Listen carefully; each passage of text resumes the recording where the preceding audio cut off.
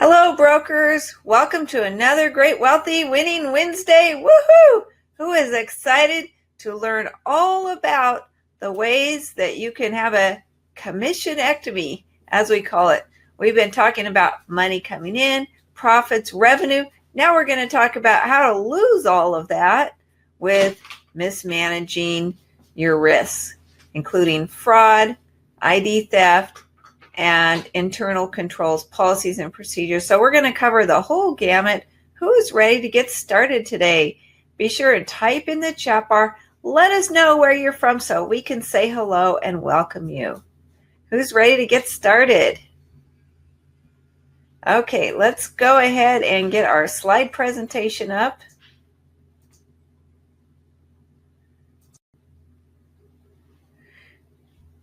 Alrighty, here is our slide presentation. Module 7 of Drive Profits to the Max. In this series, we're learning how to accelerate your real estate brokerage, push the needle. No, not just move the needle, because the needle can move forward or backwards, but we're actually going to push the needle forward. Who is ready to get started today? Let us know in the chat bar. Say hello. Let us know where you're from. Welcome, everybody. Start your engines, get ready to go. This is part of our MasterClass series. As you know, our MasterClass series includes Be the Boss and Dominate Your Market, which is all about innovation, Scale Up Your Brokerage, which is about building your empire profitably, and today's session, which is part of Driving Profits to the Max. This is module number 7 out of 8 today. We're going to learn how to maximize profits, which is starting strong with your custom dashboard. MBA Broker Consultants is our MBA Business Academy, our membership program, consultations, business plans, workshops and retreats, keynote presentations, you name it, anything you need as a brokerage owner, we're here for you. We're here to empower you, equip you, and help you maximize your profits.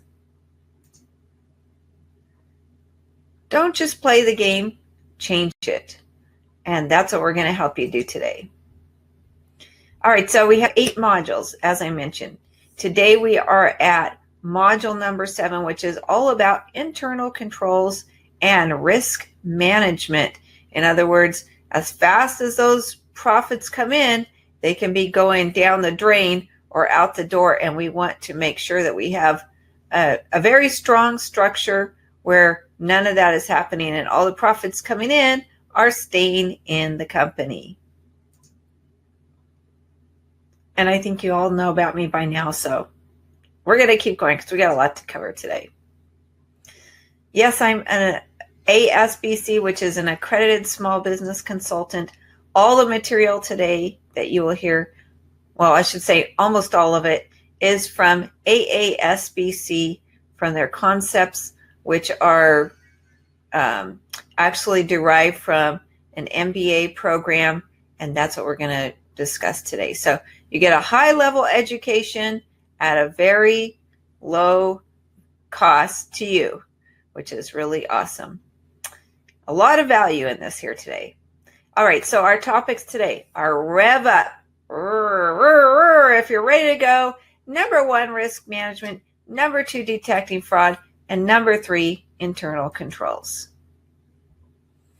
Today's module is Driving Profits to the Max Activity Workbook, which I'm going to upload right now. You're going to have an outline to follow along with today's topic. At the end is a self-analysis for you and your leadership team to take a hard look at your real estate brokerage and find how you can improve it. And then at the very end, we will have 2 recommended books and resources for you to, pursue in the future. Read, listen if you like audiobooks, but additional education for you. I'm going to go ahead and share the file right now. Module 7. Okay, Module 7 is being shared. Everybody, type in the chat. Let me know if you received that. Now you can follow along with us here today. Today is all about internal controls and risk management, and we are going straight down that road. Who's ready to get started? How many know you have to be vigilant? In other words, you have to always be looking as the brokerage owner for ways that you can have better business practices, that you can implement procedures, and that you can actually take responsibility and be proactive as a brokerage owner or manager, so that you're not putting your brokerage in a position of possible risk or being open to fraud and things like that. So this is kind of a cute picture here, right? You see the guy reaching in for the money that was left laying on the desk. And in real estate brokerages, we often don't have cash that we leave laying around, but there are a lot of other things that we leave laying around, not thinking about it too much. And today we're going to give some thought to each of those. All right, risk management. It's really important for you to have defensive business strategies.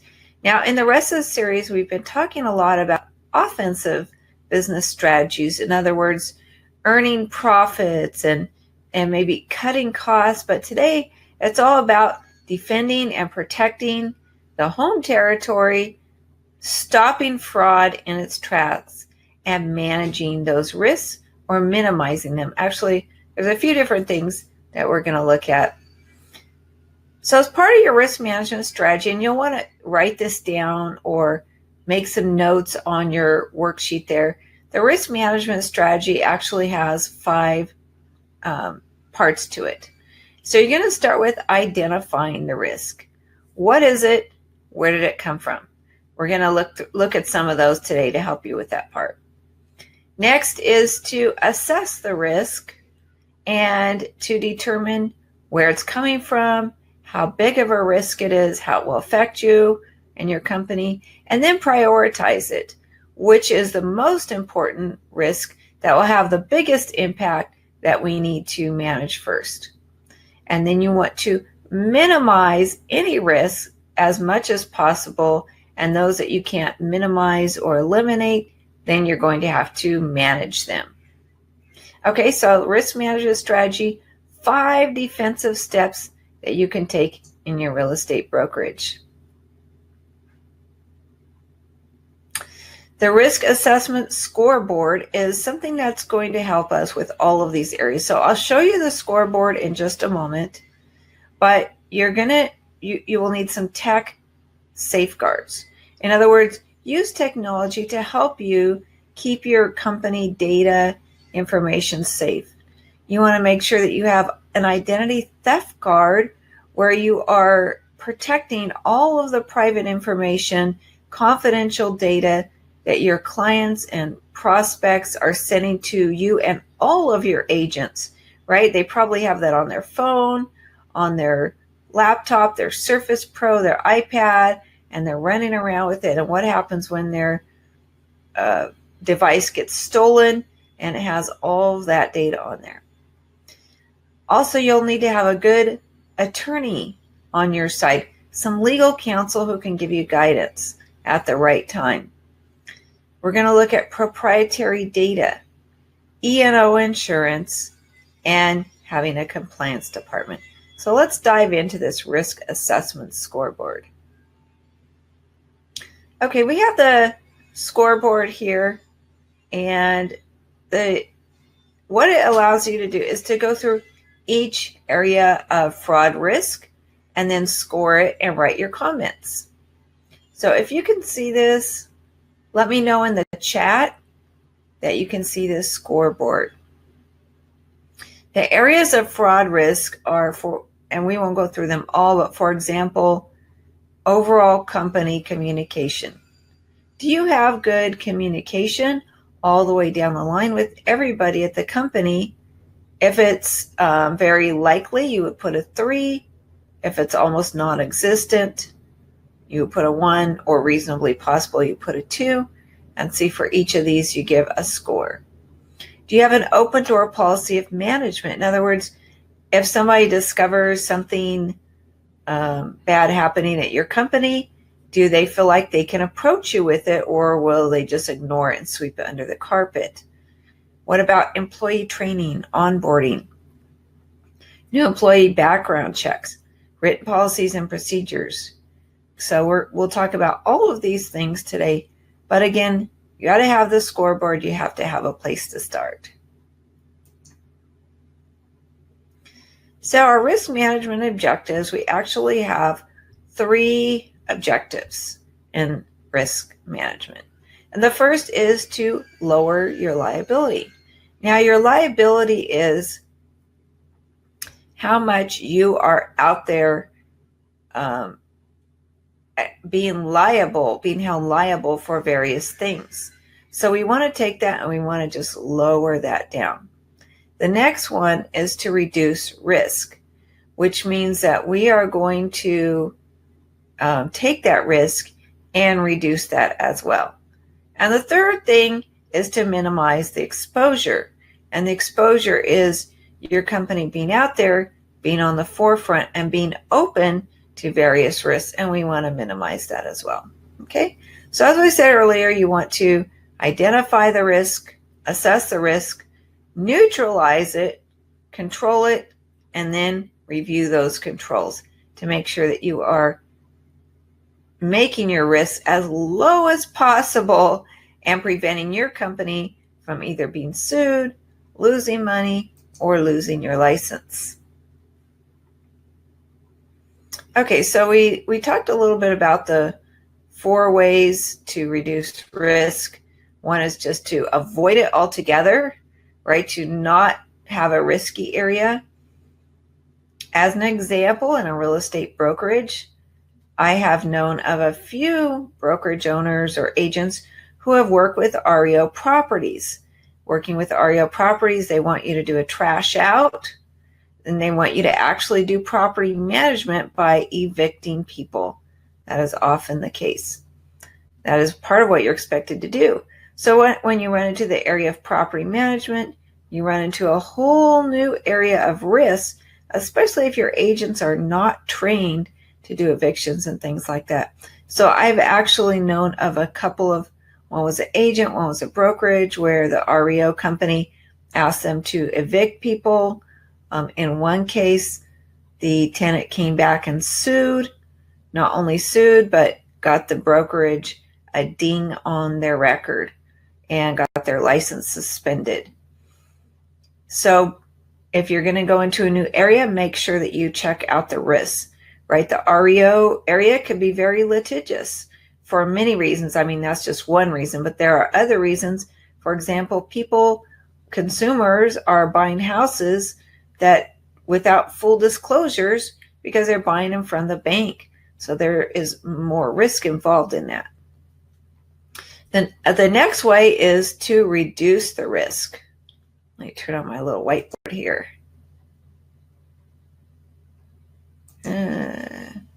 Okay, we're going to use red. And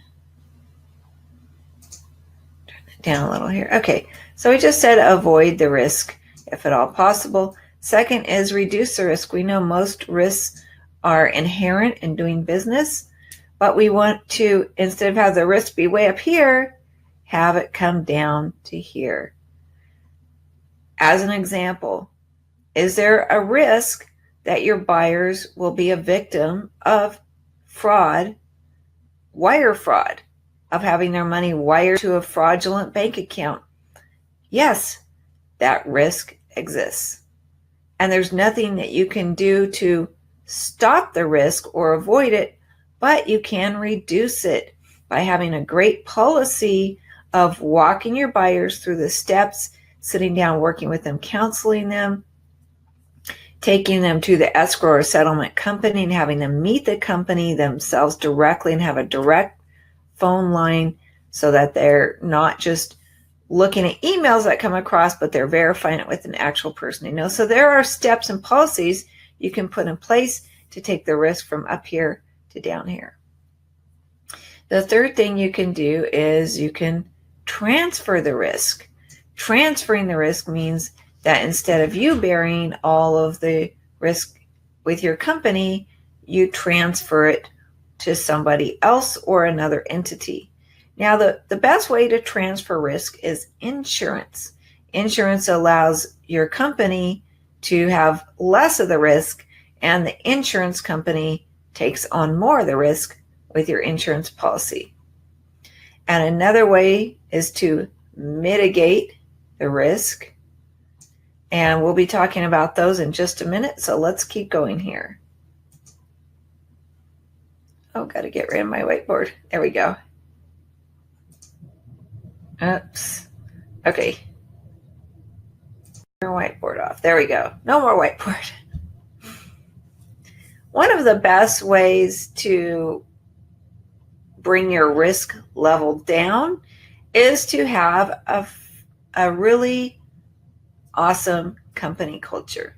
One that is based on your values of integrity, honesty, transparency, accountability. When you have that type of culture at your company where people are trusting, then dishonesty is not something that's overlooked, right? If people really and truly care and they see something happening, instead of just ignoring it, they will report it because they're concerned and they care.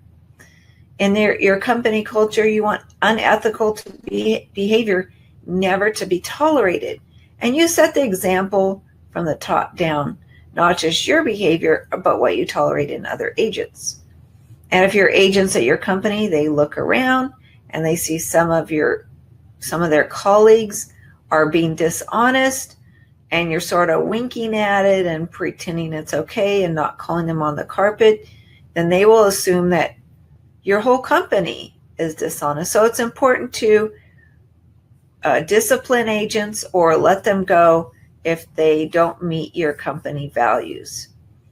No matter how insignificant, you always want to act on it so that you set the tone from the bottom to the top of your company that dishonesty is not tolerated in your culture. Okay, internal controls. Now let's take a look at our internal controls. It's really important, it's critical to have strong internal controls. Your employees and your agents have to adhere to your company policies, and that minimizes errors in the operation. It also provides more reliable financial data when you have good internal controls. And of course, it means your company is operating efficiently. And remember at the beginning, I said it's great to have all that money coming in. This is all about driving profits. But if you have the money coming in, one door and it's going right out another door, you time and work, and spinning your wheels. It's important to sit down and have a business review on your company's internal control. Okay, so this is not to focus on your components of your financial statements as much as it is to look at the controls you have in place that could affect the financial statement and could affect it negatively by lowering that bottom line of your net profit. Now, if you have an internal audit, that is great. You can actually do one informally, or you can have a licensed CPA come in and do an audit for your company. Of course, that would be more expensive, more time consuming, but it might be a good benchmark or a good standard from which to conduct your internal audits in the future. Okay. So if you have an internal audit and you have internal controls, what really are you focusing on? I mean, what are you saying to your company, and what is the whole point of doing that, right? So there's actually 2 points, and the first is to ensure that your company has standardized procedures. So it means all the way across the board, everybody's following the same policies and procedures. There's no favoritism for some people, there's no discrimination against others, but everybody is following the same standards, which is actually a best business practice for any company. And the second thing is that you're safeguarding your company's assets, which is really important because those assets are used to propel your company to profitability. And if your assets come up missing, lost, stolen, then you're in a weaker position to be profitable, right? All those profits could be, sucked right back out the door after you work so hard to earn the profits. Okay, any questions?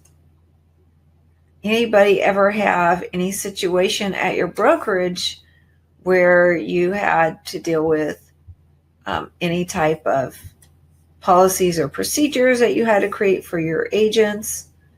I know I did. I'll be sharing that in a little bit. But sometimes when something bad happens, that's actually a good learning tool for what not to do in the future, and it helps guide us in the future. So let's look at two different types of controls for your internal controls in your company there. So the first is preventive, and the second is detective.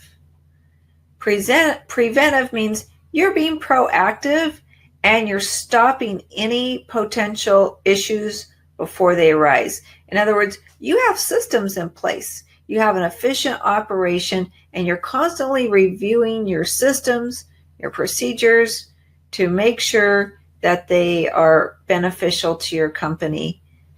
And if there's something you discover that's not, then you're going to put a system in place to handle it. So systematizing, and I know we've talked about this before in our other trainings, but having a system is the best way to ensure that your company is adhering to best business practices and always being compliant with the law and what you would have your agents to do. Now, what does system stand for? Who remembers? System stands for save yourself time, energy, money, right? Okay, actually, there's a revised version that I like. So we need to do the revised version. Save yourself stress, time, energy, money. I love it. Okay, we have a question from Leslie. Hey, Leslie, thanks for joining us today. Do you print your entire manual for every agent or put it online so you can make updates easier? Yes, everything is online. If they choose to print it, they can. But as a brokerage, you're really not in the document printing business. And by having it online, it allows you to make changes whenever you can or want or need. So definitely I have it online. And in addition to that, we will also have the agents acknowledge that they received it. So make sure that it's not just there, but they are acknowledging it. You might have your assistant or your virtual assistant or somebody send it out via like DocuSign or some way to get their initials and put that in there. Okay, Leslie said you have yours online and you just have them sign a document at the hire that they have been told where to find it and agree to read it. Okay, that's good. I would probably actually have them initial that they did read it.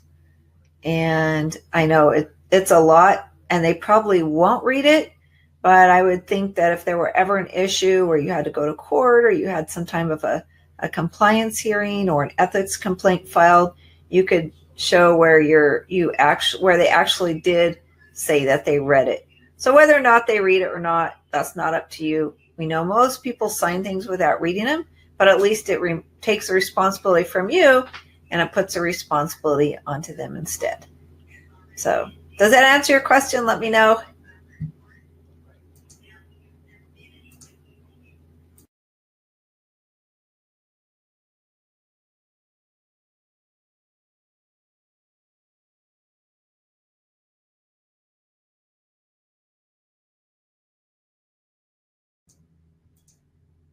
All right, answered your question. Okay, woohoo. All right, good job. The second type of control is a detective control. And what that means is going through and finding different areas where we need to have better controls where they're not already in place. So as the slide says, we're providing evidence and assurances that preventive controls are working as intended. Now in a retail store, you might have somebody like a secret shopper who comes along and they assess your company and send you or your corporate headquarters back a result of how your company is doing based on their experience with you. And that could be the same type of thing of having an internal audit or having somebody from the outside come in and go through your procedures and make sure that it's working as you expect and upholding your values that you establish with the real estate brokerage. Okay. Policies and procedures do need monitoring. It's important to have periodic surprise checks to ensure compliance. So that was just what I talked about, that it's important to have somebody go through the procedures, maybe an outside set of eyes and ears to take a look at what you have and see it from a different objective point of view rather than your normal, say, leadership team, because they're used to seeing it and they're not going to necessarily see something different unless it's pointed out or something bad happens, which, that could be an issue too. And we had that too. So, oh, I love this. No amount of control is 100% foolproof. So we got the police here, right? So no matter what you do as a brokerage owner, it's not going to be 100% perfect, and it's not going to be able to prevent fraud 100%. So we always have to have the detective mindset of looking for it and solving it, right? If you have people who are dishonest and they are not following the rules somewhere else and you bring them onto your company because they're a top selling agent, chances are whatever they did at the other company, they'll probably do there. So if a person has a mindset for dishonesty, it doesn't matter what rules you have in place, they will probably be a dishonest person. Right? Sad but true. So that means really the responsibility falls on the brokerage firm, and we have to be the ones to take on that responsibility by trying to prevent fraud, putting policies and procedures in place, and having a company culture that really encourages honesty and integrity. And then, of course, reporting those agents or firing them or disciplining them as needed. So there's 5 major areas of control for a brokerage owner, and they are cash, receivables, payables, inventory, and then we have miscellaneous. And we'll talk about that in a minute. But cash is a really big area where there could be fraud. Fortunately, in a real estate brokerage, we just don't have a lot of cash laying around. However, I will say that I have had an agent at our company receive and cash a brokerage check that was meant for the brokerage. They just went to the escrow company and picked up the check and put our name on it, and they cashed it in their bank account. Okay, so that's worse than cash being stolen. That's fraud, and it was actually quite a big dollar amount. We were able to recoup that, and the agent was terminated, a nice way to put it, after a very strongly worded letter was written to them. And then what I did is I actually went back to our policies and procedures and made sure that we put in a penalty telling them, first of all, you cannot cash a check made out to a brokerage. You would think it was common sense, but we actually put it in writing. And then we said, if you do, here's a penalty, and we gave them a dollar amount penalty, plus of course they would be terminated on top of that. So the second area is receivables, and we don't have many accounts receivables in brokerage owners, the one big exception being REO accounts. So if you're a brokerage that's managing REO accounts, you probably do have receivables, and so you need to exercise some control of reviewing those and making sure that they are being billed, they're being collected, and there's no money being siphoned off anywhere. Account payables, we, again, in a real estate brokerage, we generally don't have that. However, one area I can think of is paying your FICO and your employment taxes. You probably, if you have employees, you probably put money aside for that and then pay that periodically, or your quarterlies. So that's an area to watch as well. Number 4 is inventory. Now, while we don't actually have widgets that we sell in brokerages, we do have a lot of inventory that seems to come up missing, which are for sale signs, lock boxes, things like that. Could be brochures or pamphlets, but I find the for sale signs, the open house signs, and the lock boxes tend to come up missing a lot. Okay, Leslie says, what are receivables for REO listing agents? We just hired an agent that does a lot of REO listings. We haven't seen it in a while. Okay, definitely. That's a great question.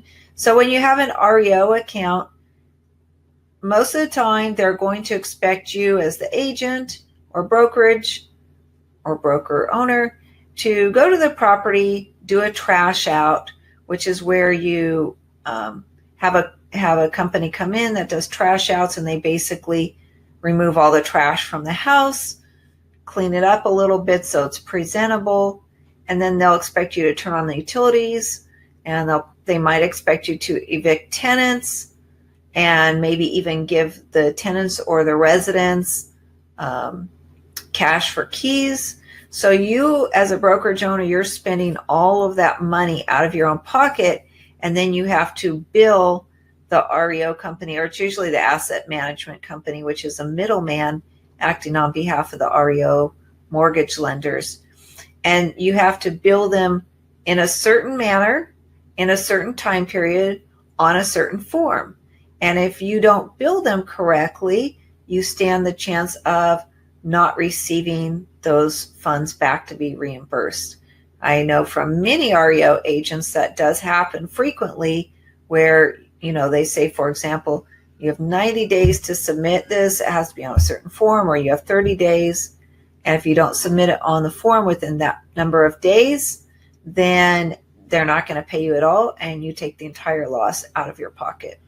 So that is a huge area of receivables.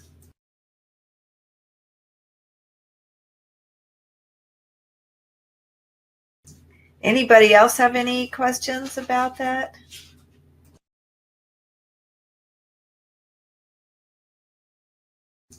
Okay, Leslie, great question about REO agents. Yeah, there is a lot of room there for different things to happen. For example, one thing that could happen is that a real estate agent might say they gave a tenant or a resident, they might say they gave them a $2,000 cash for keys, and they really only gave them $1,000, and then they might try to pocket that $1,000. Or they might try to make a deal with the person. Hey, I'll give you some extra money, but you split it with me later. So, we hope this doesn't happen. But again, that's why we're here talking about this today. There are a lot of potentials for fraud when you have that going on. So, alrighty, let's keep going here. Okay, so cash. So this is basically on your worksheet. We won't spend a lot of time going over it, especially because we don't have a lot of cash. But cash doesn't refer to just, dollar bills. It also refers to checks. And you want to make sure to review your accountant and your bookkeeper and all the things that they're doing. Make sure that they have some oversight and that you are reviewing things as well. ATM transfers, sales reconciliations. Sometimes we might have petty cash, checks missing, who's signing the checks, right? I know it's a big area. One of the TV shows that I watch from time to time is called American Greed. So let me know if you have ever watched that. It's pretty interesting. But it deals with white collar crime. And one of them is the accountant or the bookkeeper. And one of them, she actually set up a bank account and she called it tax payments, right? That was the name of her bank account. It was actually her own personal bank account. And then she would write checks from the company and she would make it payable to tax payments. They would think that they're paying their taxes when in actuality she was putting the check in her own personal bank account. And of course she eventually got caught because their taxes weren't being paid. But again, that's another area of discrepancy that needs to be looked into. 2 is receivables. We talked a little bit about this. Reconcile your master receivables with your subsidiaries. Watch out for billing discrepancies, bad debt write-offs. Number 3, payables. So again, vendor payments, past due invoices, fake vendor accounts. That's something to watch for, or duplicate vendor payments if it's paid more than once. Those are things to make sure you print out your reports every month and look through that with a spy eye, right, with your microscope. Inventory, theft of inventory and supplies, or misdirection of inventory leaving warehouse. We talked about open house signs, for sale signs, lock boxes, all those things that seem to come up missing. We actually, at our company, we actually have an inventory sheet. We have everything labeled because we have those sign writers that you can never seem to find once once an agent leaves the office with them. So we have everything numbered, accounted for, and people actually have to sign them out. Okay. Miscellaneous, things like expense reports, travel expense, intellectual property rights, having expense reports where you go through them, integrity of your computer system, all those types of things. It's important to keep in mind that internal controls continue to change and evolve as a business matures and grows, and controls are really just tools that keep a company headed in the right direction. All right, now let's jump into detecting fraud, an area we don't want to have to talk about, but we do have to talk about it even though we don't want to, because it happens more than we want to admit. No matter what checks and balances you have in place for fraud, there's no assurances that you can completely eliminate fraud. However, prevention is a key component. So let's take a look at how we can prevent fraud from happening in the first place.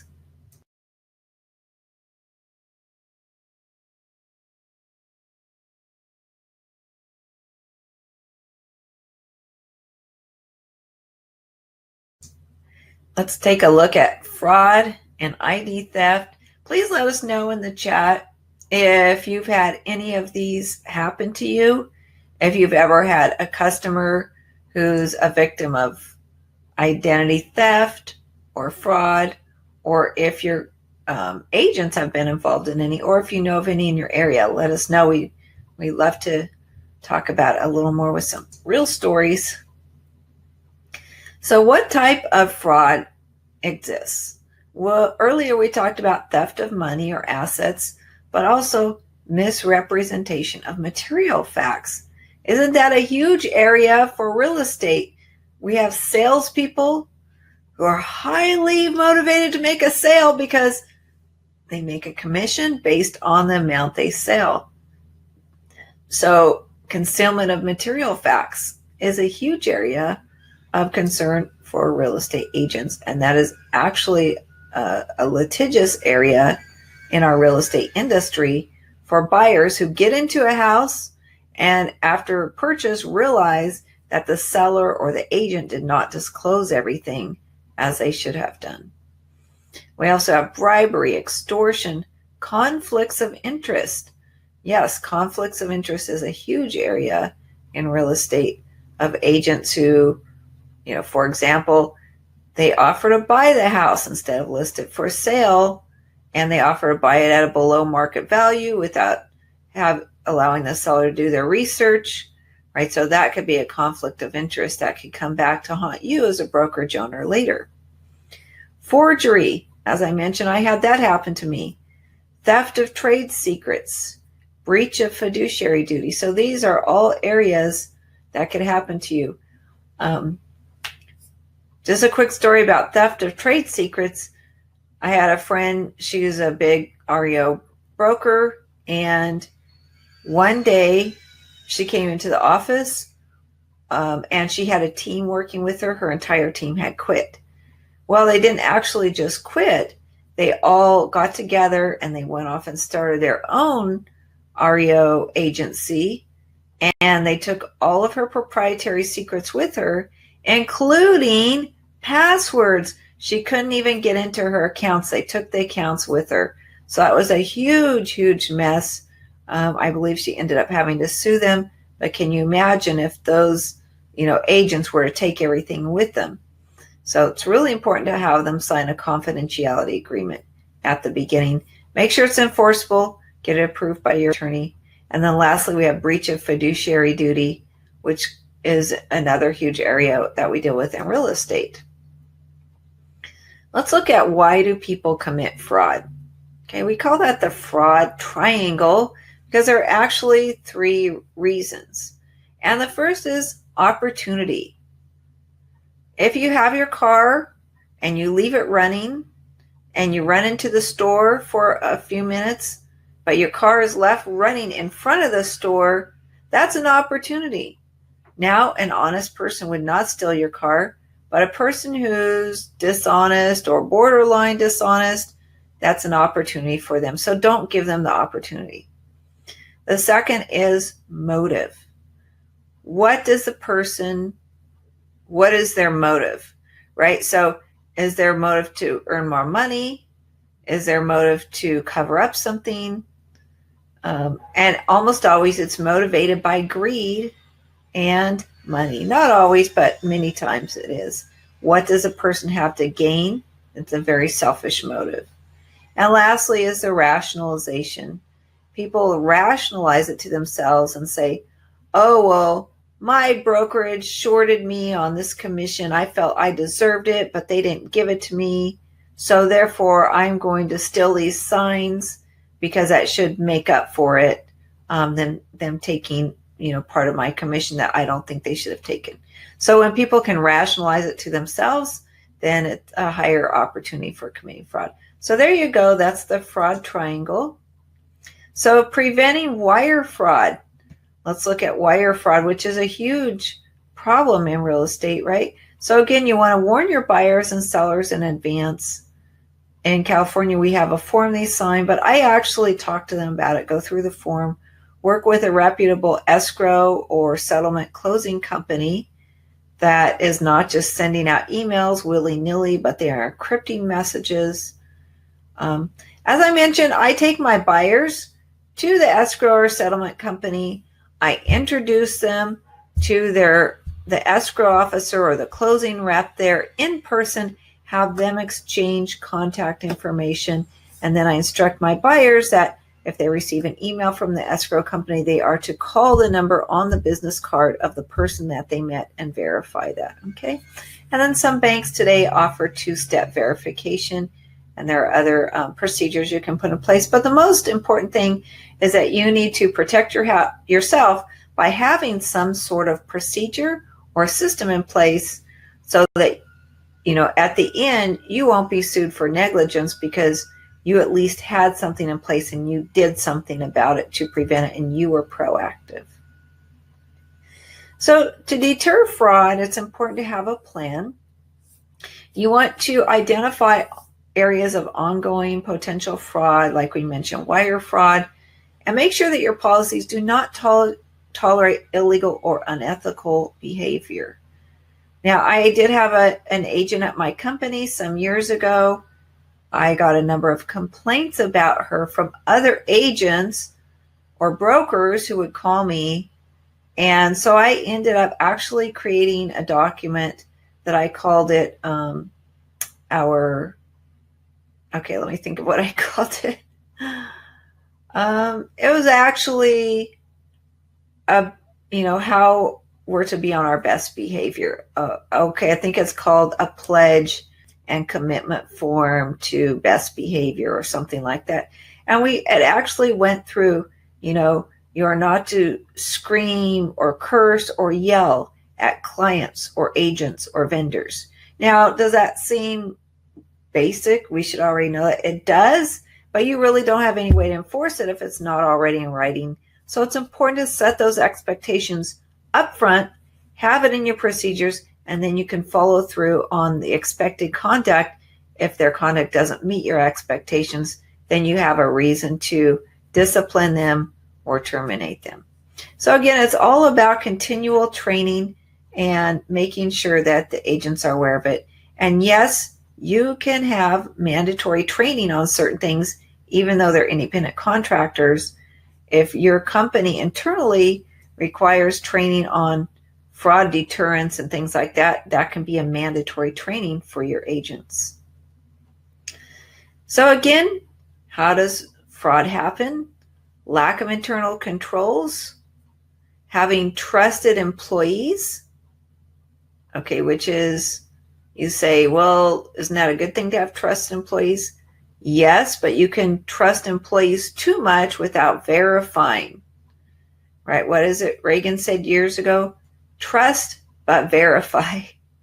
So trust them, but don't trust them to the point that you don't check behind them and there's no oversight. And then lastly is insufficient segregation of duties. And what that means is that you have one person or one employee who's doing everything at the company. You don't want that. You want to have jobs split up when it comes to finances so that there are checks and balances. You don't have one person who's a sole signer on the account and is the sole person doing the bookkeeping, and they're doing the accounting, and they're doing all the accounts payable, accounts receivable. You want to have that split up a little bit or some type of oversight so that there is a check and balance in place. Come on. Okay, this is a little bit about a fraud investigation and the types of fraud. We talked about this a little bit before, but theft of money or asset, misrepresentation of material facts, concealment of material facts. Those are huge in real estate. Conflicts of interest, breach of fiduciary duty, and theft of trade secrets. Okay, you have to be proactive in establishing fraud prevention programs. That includes communication, education, segregation of financial function, rotation of job duties, and we actually just talked about all of this, so we're going to keep going here. Just remember that the cost and effort of being proactive is much lower than the cost of effort of being reactive after fraud is discovered. To eliminate and stop fraud in the first place, you want to eliminate that opportunity for fraud and the possibilities and reduce your risk, right? Lower your liability and minimize your exposure. Prevention is a key component, and one thing I would suggest is having periodic fraud risk assessment reviews of your company. Yes, it's important to be vigilant, always watching for those potential signs. Okay. If you have a small loss, maybe your company can absorb it, but a large loss is going to be really difficult for your company to handle. And by the time the fraud is detected, it might be too late for you to recover. Okay. So potential disasters, lack of controls, closed door policies, warning signs that go unheeded. All of these red flags should be looked at very carefully. And as we said before, not all fraud can be prevented, because if you have bad employees or agents, they will find and seize upon your areas of weakness. So again, it's better to prevent fraud in the first place than to detect it. Now, earlier in this presentation, we went over the risk assessment scoreboard, which is really important. And so I hope that that is something that you can take to heart and look at, the risk assessment scoreboard, doing something like that for your brokerage. Remember, in our consultations, we can come into your company and we can do that assessment for you. We can help you with an internal audit. We can, depending on what's included in that, there are different levels of internal audit. We can help you with a basic one. You can also hire a CPA or an accountant for a more advanced level.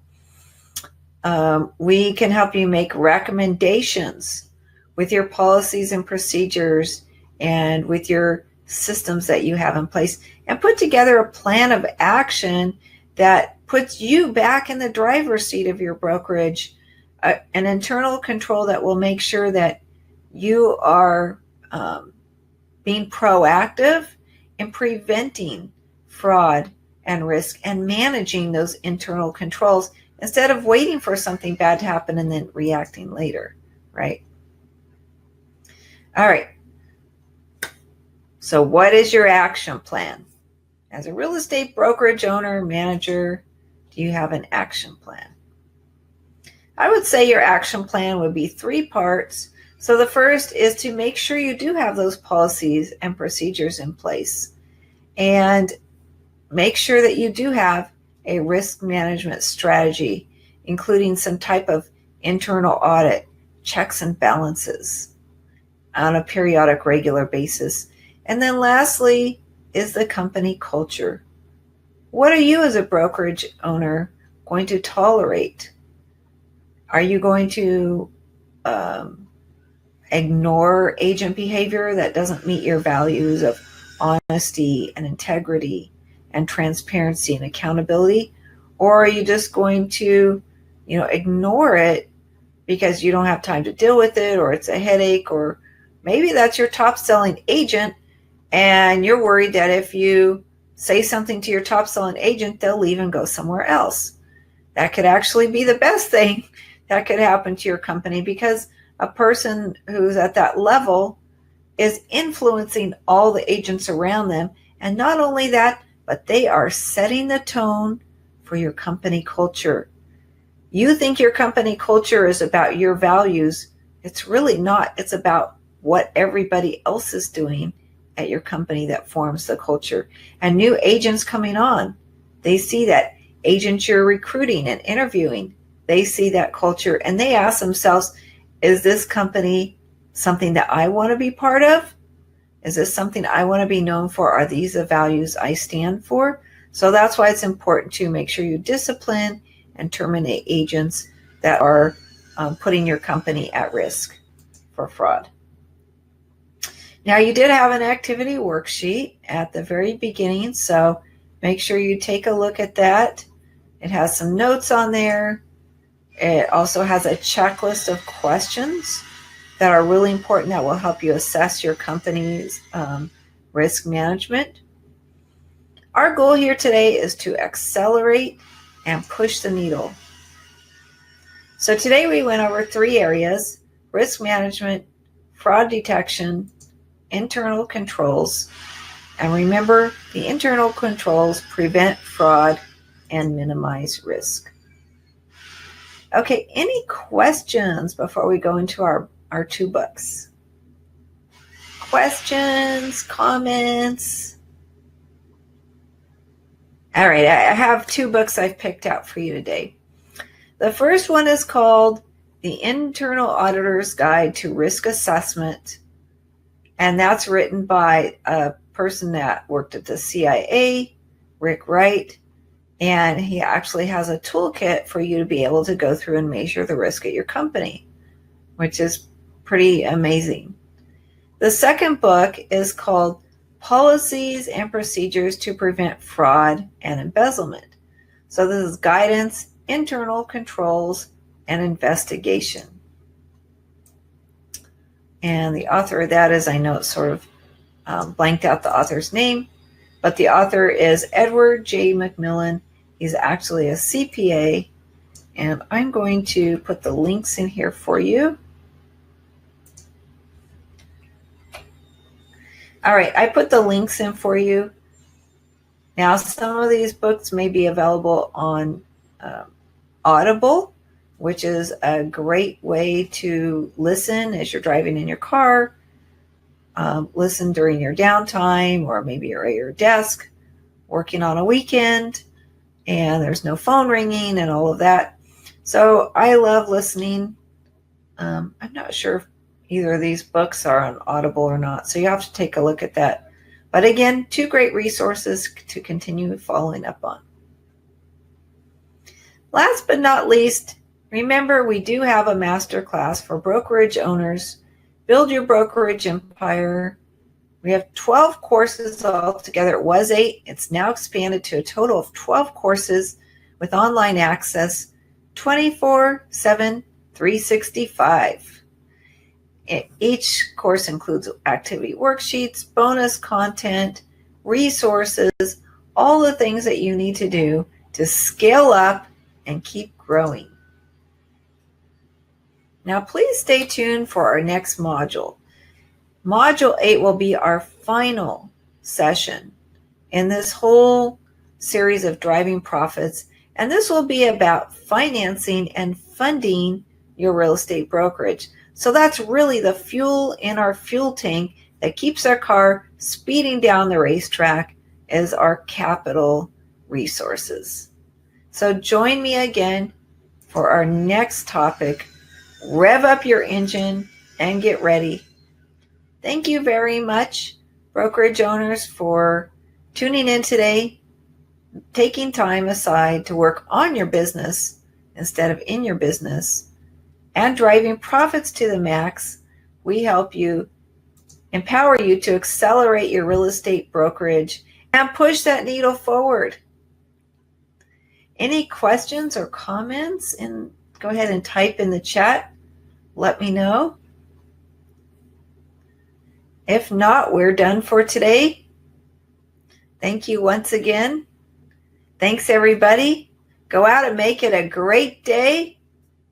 And we're always here for you. If you have any questions, comments, concerns, or you're looking for a consultation, we're here to help you. Thanks, everybody. Bye-bye.